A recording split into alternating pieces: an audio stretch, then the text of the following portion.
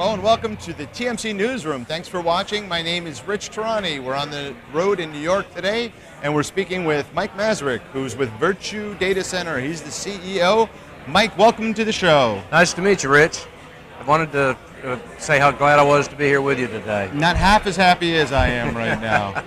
This would only be better if there were no hot lights shining on us. That would be the only thing that would make this a little bit better. Well, possibly.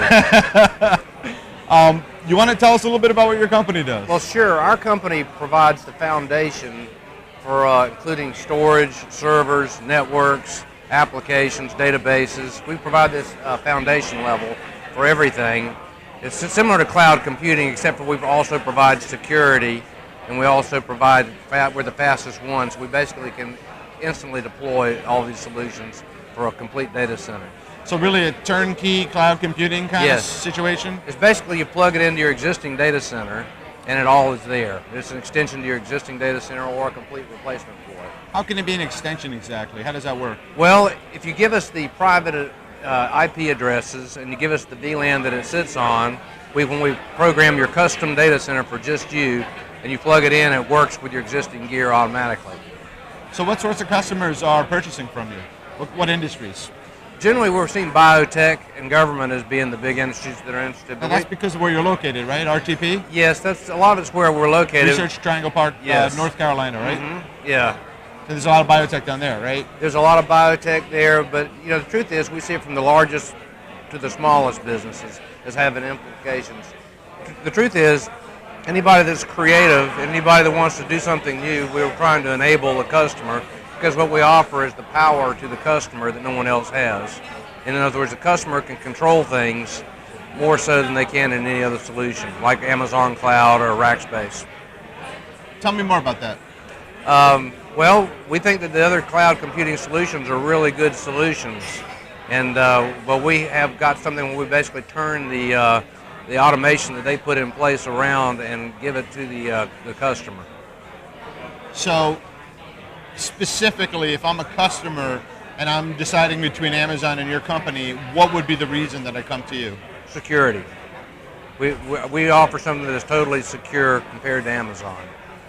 Ours is basically bulletproof security, sort of a bulletproof cloud compared to a regular cloud. Okay. And to be honest with you, you might want to use Amazon for anything that's low cost and doesn't matter that much. But if you have your who you owe money to, who owes money to you, who is your customer, who is not your customer, who you've employed, how much you pay them, all that sort of stuff that you generally have some security or need some security around, you want to keep secure as well as compliance. So anything that falls in that space will probably be ours, but everything else will probably belong to Amazon. So it's interesting because recently Google in LA has had some challenges with the police department out there because the police department wants them to have really high security, and it's become in terms of just many of the cloud vendors, the governments are pushing more and more security on the vendors, and I think Google just came out with an apps for government with higher levels of security. So it's becoming, for cloud vendors, security is becoming a big deal, right? Well, anytime you hear the word cloud, about the second word you hear is security, because there's perceived that there's not enough security. Right. And because of our security is designed in rather than added on, you know, I think that it provides more power than anything else, and also a lower cost. So what's next for your company? Any new products we should know about? Well, we're basically trying to enable the customer. I told you it's really all about customer enablement. We're basically doing two major things. We're basically talking with partners and potential partners who can offer their solution in a completely turnkey way so that when the customer plugs in their extension to their data center, they get all these new applications that will make their business more powerful. So that's one thing that's a new product. It's really about the mashup and the ability for people to do things instantly. And we want to basically make sure that the partners we select are going to be much tighter in our relationship than existing partners, which existing partners with most other companies are not that tight. This starts to look like the same solution to other people. So as the mashup is where the power is. Security is where we're at right now. We want to enable an SLA for a customer to do themselves. For instance, as you well know, the way people get SLAs, they have redundant equipment, which increases the cost. Well, we can offer redundancy. We do it inside of our management system right now. We want to basically turn that over to the customer and let them pick out which of these systems need to have reliability and how much reliability, whether it fails over to a remote data center, how fast, how often you want the database updated between data centers, that sort of thing, because that has to do with the SLA compliance that is needed. So that's kind of where we're headed next.